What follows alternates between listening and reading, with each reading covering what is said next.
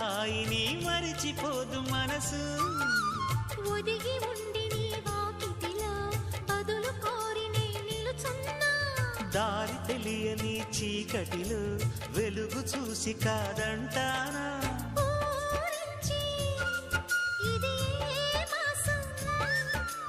ప్రేమించే ప్రతి గుండెను అందెల సందడి చేసే హేమంతం ఇది. మన సొంతం అయినది. కిలకిల నవ్వే కోయిల కోసం వచ్చింది మధుమాసం.